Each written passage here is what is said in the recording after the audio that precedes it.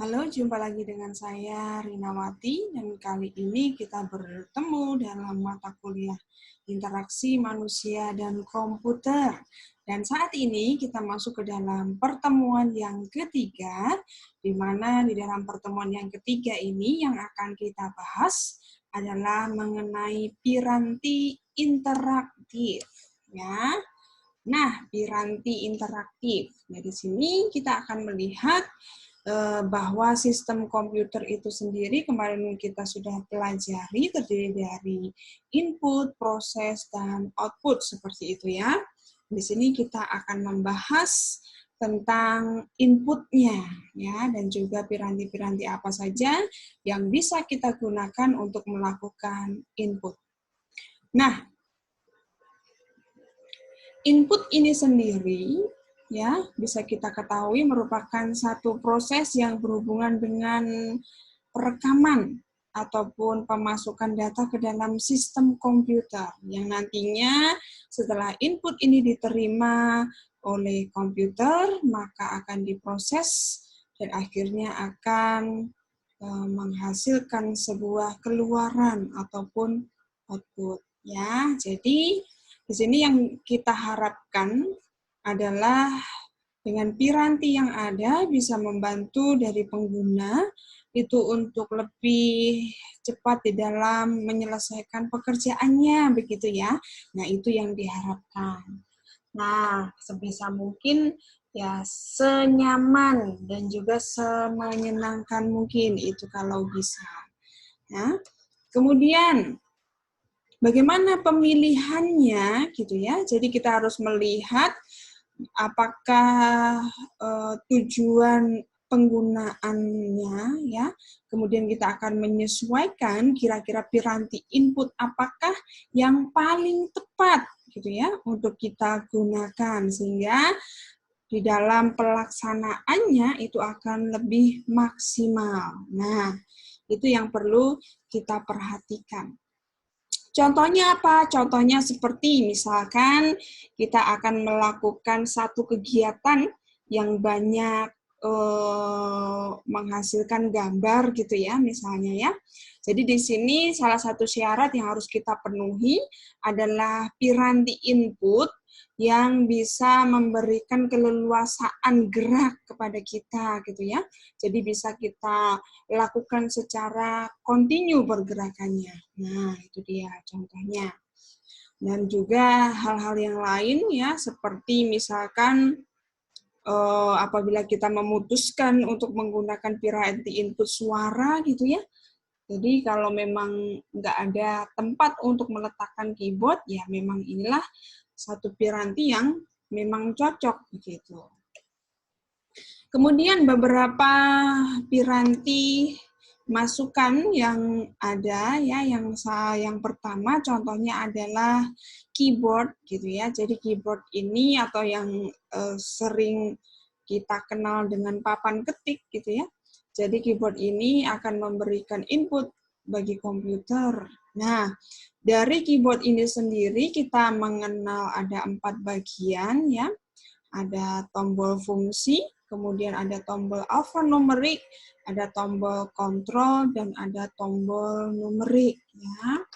Kemudian macam-macam dari keyboard. Yang pertama itu ada yang disebut dengan keyboard QWERTY. Nih ya, kalau ini kita bisa melihat bagaimana susunan hurufnya ya membentuk QWERTY begitu ya. Itu salah satu contoh yang ada ya, dan ini adalah keyboard yang saat ini banyak digunakan.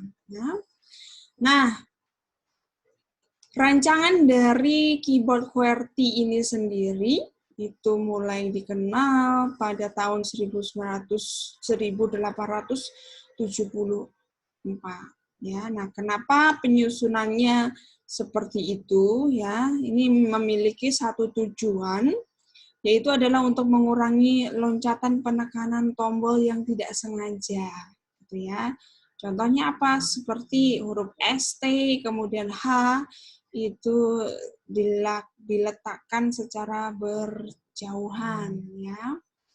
Kemudian keyboard QWERTY ini sendiri, itu penemunya adalah Christopher Latham Souls. Nah, ini ditemukan pada tahun 1870-an. Kemudian 4 tahun kemudian itu sudah mulai digunakan untuk papan mesin ketik ya. Oke. Kemudian yang kedua adalah Dvorak ya. Jadi gambarnya adalah seperti ini papan ketiknya ya. Nah, dari Dvorak ini sendiri itu sudah ditemukan sejak tahun 1936. Penemunya adalah August Dvorak dan juga William L. Dilley ya. Kemudian dari keyboard ini sendiri dirancang untuk mengurangi jarak pergerakan jari ya. Kemudian tujuannya adalah untuk mempercepat ketikan, bahkan bisa sampai 200 ketikan per menit. Kemudian apa yang menjadi kekurangannya, yaitu adalah pemakai yang sudah terbiasa menggunakan keyboard QWERTY, maka akan sulit sekali ya berpindah ke Dvorak ini, karena memang sudah merasakan nyaman, familiar, dan sebagainya. Ya. Kemudian yang ketiga yaitu adalah alfabetik. Nih, kalau kita melihat keyboard alfabetik ini, susunan hurufnya adalah sesuai dengan huruf alfabet gitu ya, berurutan. Nah, ini dia. Kemudian dikatakan ya, kalau penggunanya itu adalah pengguna yang baru gitu ya, mungkin keyboard ini akan sangat membantu karena apa? Susunan dari huruf-hurufnya itu berurutan ya. Nah, tetapi kesimpulan akhirnya ternyata kalau kita menggunakan papan ketik alfabetik ini justru akan memperlambat kecepatan pengetikan kita ya. Kemudian yang selanjutnya Glockenbird. Nah, ini dia. Jadi Glockenbird itu bentuknya seperti ini, gitu ya. Nah, dari Glockenbird ini sendiri, ya, jadi memerlukan satu tata letak yang mengurangi beban otot, ya. Jadi ya ini diusahakan bisa kelemahan-kelemahan tersebut ya bisa kita kurangi. Kemudian papan ketik untuk penyingkatan kata ya, contohnya apa? Contohnya adalah sistem Palindrome ya. Jadi kalau Palindrome ini dikatakan itu maksimal mampu melakukan perekaman suara itu lebih dari 180 kata per menit. Ya, ini biasanya digunakan di dalam gedung pengadilan gitu ya, untuk mencatat jalannya persidangan. Nah, itu. Kemudian yang kedua yaitu adalah sistem stenotype. Nah, seperti apa stenotype ini? Ya, seperti ini huruf-hurufnya gitu ya. Nah, ini biasanya itu digunakan untuk jenis tulisan steno gitu ya. Jadi kalau tulisan steno ini adalah satu tulisan yang digunakan untuk menyingkat gitu. Jadi intinya singkatan-singkatan itu dilakukan untuk mempercepat penulisan ya. Nah, ini biasanya digunakan oleh wartawan untuk mencatat hasil wawancaranya. Lalu papan tombol numerik ya. Nah, jadi papan tombol numerik ini bisa kita temukan di kalkulator ya, ATM, kemudian ditelepon, gitu ya. Nah, itu penggambarannya. Kemudian yang kedua yaitu adalah piranti penunjuk dan pengambil, ya, pointing and picking device. Nah, apa itu piranti penunjuk dan pengambil? Jadi piranti ini digunakan untuk menunjuk ataupun menuding, kemudian menempatkan kursor kepada posisi yang kita inginkan. Nah, itulah yang disebut dengan piranti penunjuk dan juga pengambil. Kemudian, perbandingan kontrol pertampilan. Jadi kita akan melihat bagaimanakah kecepatannya, yaitu adalah gerakan tangan atau respon kita bagi dengan gerakan kursor. Kemudian yang ketiga yaitu adalah piranti penunjuk dan pengambil selanjutnya itu berupa mouse. Ya, jadi yang pertama yaitu adalah mouse. Nah, mouse itu sendiri kita kenal ada beberapa tipe ya. Yang pertama adalah mouse mekanis. Jadi, apa itu mouse mekanis? Mouse mekanis ini adalah salah satu piranti penunjuk dan pengambil di mana salah satu cirinya yaitu adalah mempunyai komponen yang mirip sekali dengan bola. Ya, jadi ada bola di bagian bawah dari alat ini. Nah, kemudian bola ini akan kita gerakkan sesuai dengan arah yang kita inginkan, gitu ya. Nah, kemudian dari bola itu sendiri akan menggerakkan sensor. Ya, jadi sensor inilah yang nantinya akan bisa kita lihat di layar monitor. Jadi bergerak searah dengan yang kita lakukan kepada mouse. Nah, mouse jenis ini itu sering kita temukan di tahun 2008. Nah, apa saja yang menjadi kelebihannya? Nah, kelebihannya itu yang pertama bahwa mouse jenis ini harganya relatif murah, ya. Relatif murah. Selanjutnya yaitu adalah awet, ya. Jadi kerusakannya itu biasanya tidak parah, gitu ya.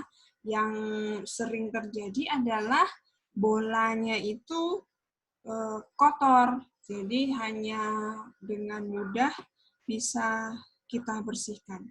Kemudian kekurangannya apa? Kekurangannya adalah membuat mouse-nya ini menjadi lebih berat, ya. Kemudian kurang sensitif, kemudian mudah menjadi kotor tadi ya bolanya. Nah, parahnya kalau terlalu kotor maka membuat mouse ini tidak berfungsi lagi, gitu ya. Kemudian mouse yang kedua yaitu adalah mouse optik, gitu ya. Jadi dari mouse optik ini tidak menggunakan bola lagi seperti pada jenis mekanis, tetapi menggunakan sinar laser ya untuk mendeteksi pergerakan dari mouse. Nah, mouse optik ini sendiri terdiri dari 2 LED dan juga 2 lensa, kemudian akan bekerja untuk mendeteksi gerakan. Nah, itu dia. Kemudian apa kelebihannya ya dari optical mouse ini sendiri? Kalau kita bandingkan dengan mouse yang sebelumnya itu lebih ringan, ya. Kemudian kalau dilihat dari tingkat keakuratannya itu juga lebih tinggi. Kemudian kita bisa menggunakan mouse ini tanpa alas, ya. Kemudian apa kekurangannya? Kekurangannya kalau dilihat dari segi harga, ini memang lebih mahal. Kemudian kalau terjadi kerusakan, ini akan sulit untuk kita perbaiki ya, yang berarti bahwa ya kita harus beli yang baru gitu ya. Kemudian dari mouse ini terkadang karena lampunya LED tadi gitu ya, sering memancarkan cahaya di bagian atas. Nah, ini kalau kena mata itu bisa terasa sakit ya. Kemudian cahaya laser itu sendiri juga tidak baik untuk kesehatan kita gitu ya. Jadi kalau mengenai bagian tubuh dan lain sebagainya, ini memang tidak disarankan. Nah, itu dia kelebihan dan kekurangan dari kedua jenis mouse ini. Nah, ini gambarnya. Ini adalah mouse yang menggunakan bola, kalau ini yang menggunakan laser. Ya.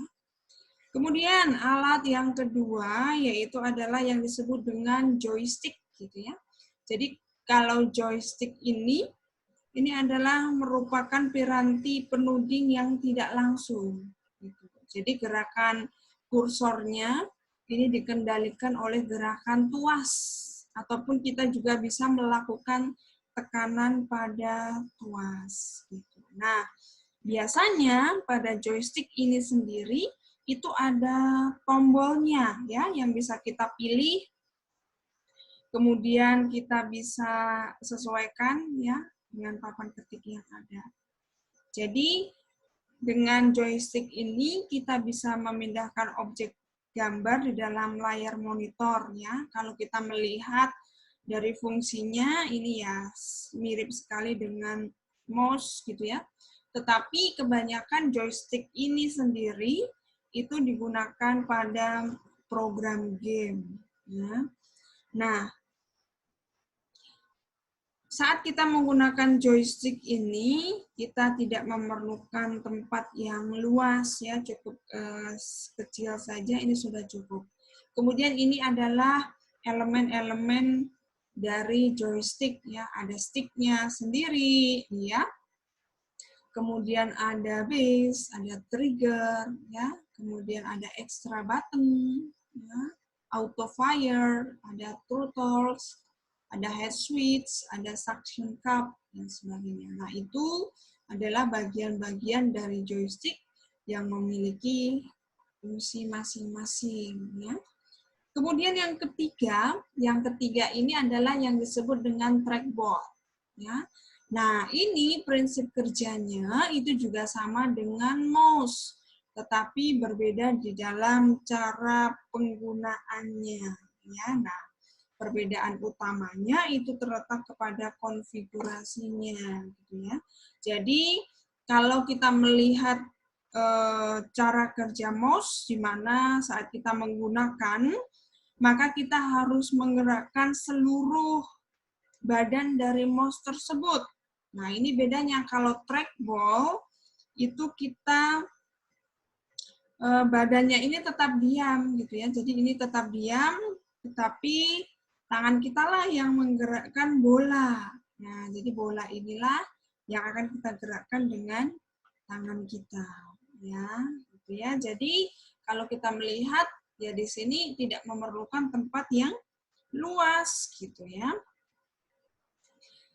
Kemudian pointing stick, ini juga sama dengan mouse, tetapi cara penggunaannya itu sama dengan trackball, ya.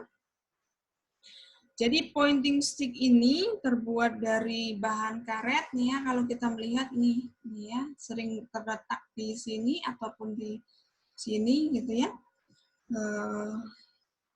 Kemudian biasanya itu diletakkan di antara huruf G dan H ya. Jadi ini bisa kita pakai bersamaan dengan dua buah tombol ataupun fungsi ya. Kemudian kalau melihat dari ruang yang dibutuhkan ini juga sangat sedikit ya. Lalu yang selanjutnya yaitu adalah touchpad. Apa itu touchpad? yaitu merupakan permukaan kontrol datar yang digunakan untuk memindahkan kursor dan bisa kita gunakan untuk melakukan fungsi yang lain di dalam komputer. Nah, ini biasanya ini kita temukan di dalam laptop ya. Kalau tidak ada mouse, maka kita bisa menggunakan touchpad ini. Itu dia. Kemudian yang selanjutnya yaitu adalah touchscreen. Nah, ini sering kita temui dewasa ini gitu ya. Jadi touchscreen ini adalah merupakan sebuah layar tampilan komputer yang sangat sensitif terhadap sentuhan. Jadi kita sebagai pengguna itu bisa berinteraksi dengan cara bagaimana? Ya, kita menyentuh layarnya, ya, kemudian kita gerakkan sesuai dengan keinginan kita. Nah, kelebihan dari touchscreen itu sendiri, jadi kita bisa dengan mudah gunakan untuk pengetikan, ya. Kemudian kita juga lebih mudah di dalam menggunakan dan memindahkan menu apa yang kita inginkan, gitu ya. Kemudian ini akan membantu kita di dalam proses pencarian secara cepat. Nah, itu kelebihan dari touchscreen. Kemudian kekurangannya, nah ini dia kekurangannya. Kekurangan yaitu ketika kita mengetik atau terburu-buru gitu ya. Jadi tidak jarang layar touchscreen itu mengalami error. Nah, itu karena instruksi dengan respon itu sangat berbeda. Ya, jadi memerlukan waktu respon. Itu dia. Kemudian kalau terjadi kerusakan, nah ini dia ya. Jadi bisa cepat rusak karena touchscreen ini sendiri tidak bisa kotor ya, tidak bisa kena air dan sebagainya. Nah, lama-lama akan mengalami kerusakan. Nah, itu dia. Kemudian yang selanjutnya yaitu adalah grafik tablet ya. Apakah grafik tablet ini sendiri? Yaitu merupakan sebuah piranti yang memperbolehkan si pemakai itu untuk menggambar dengan tangan dan memasukkan gambar atau sketsa langsung ke komputer, layaknya menggambar di atas kertas menggunakan pensil seperti itu. Jadi di sini graphical tablet ini sendiri kita bisa bentuk di dalam koordinat X dan Y, gitu ya. Kemudian graphical tablet ini sendiri memiliki ciri-cirinya ya, memiliki permukaan yang pipih sebagai alas gambar yang terdiri dari perlengkapan elektronik yang bisa mendeteksi gejala gerakan kursor dan pena digital. Kemudian langsung dikirimkan ke komputer. Nah, itu dia. Lalu selanjutnya, light pen. Nah, light pen ini cara kerjanya itu memantau selisih antara waktu saat elektron mulai melakukan gerakan dan pada saat lokasi tempat pena menyala, gitu ya. Jadi light pen ini merupakan satu piranti masukan komputer dalam bentuk pena, ya, yang bisa kita gunakan bersamaan dengan perangkat komputer ataupun monitor. Ya, jadi di sini memungkinkan kita sebagai pengguna itu untuk menunjuk objek yang akan kita tampilkan dan menggambar pada layar, kemudian juga bisa menunjukkan keakurasian posisi yang baik gitu ya. Nah, itu gambaran dari light pen. Lalu pengambil gambar terformat. Nih, jadi pengambil gambar terformat ini kita gunakan untuk mengambil gambar terformat, ya, baik itu bentuk dan format huruf yang sebelumnya telah ditentukan. Kemudian kategorinya yang pertama yaitu adalah barcode reader. Nah, jadi barcode kalau kita melihat itu polanya adalah garis-garis hitam dan putih, ya, seperti yang sering kita lihat di dalam barang-barang di toko swalayan dan sebagainya. Ya, itu contoh dari barcode. Kemudian yang kedua yaitu adalah magnetic ink character recognition. Nah, ini digunakan untuk membaca karakter-karakter khusus yang dicetak dengan tinta yang khusus. Nah, itulah yang disebut dengan magnetic ink character recognition. Kemudian yang ketiga yaitu adalah optical mark recognition. Nah, ini cara kerjanya yaitu dengan cara membaca tulisan pensil, kemudian mengubahnya menjadi bentuk yang dapat dibaca oleh komputer. Ya, nah itulah OMR. Kemudian selanjutnya optical character recognition. Jadi OCR ini merupakan piranti yang bisa membaca teks, kemudian mengonversikannya ke dalam kode digital. Ya, bisa juga mengubah teks tersebut menjadi suara dan juga kemudian merekam naskah. Nah, itulah yang disebut dengan optical character recognition. Lalu, kode QR atau QR code. Ini merupakan bentuk evolusi dari kode batang ataupun barcode dari satu dimensi menjadi dua dimensi. Ya, jadi barcode tersebut akan kita scan, kemudian bisa diterjemahkan ke dalam arti yang lain, gitu ya. Nah, itu QR code. Kemudian pengambil gambar yang tidak terformat. Jadi kalau ini gambarnya itu tidak ada format yang baku, ya. Nah, yang pertama yaitu adalah image scanner.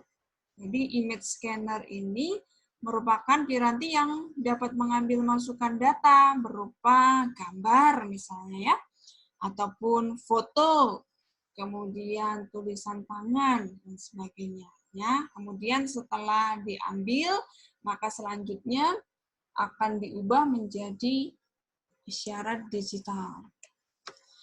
Yang kedua, yaitu adalah kamera digital. Jadi dengan kamera digital ini akan mengubah gambar optik ke sebuah replika film ataupun elektronis. Kemudian pembaca retina mata. Apa fungsinya? Yaitu adalah membaca retina mata dan menghasilkan identitas dari retina mata. Kemudian gerakan. Nih, ya. Jadi gerakan ini yaitu merupakan piranti yang digunakan untuk memantau gerakan manusia. Ya, jadi ini biasanya digunakan di dalam virtual reality. Contohnya apa? Yang pertama yaitu adalah headset. Ya.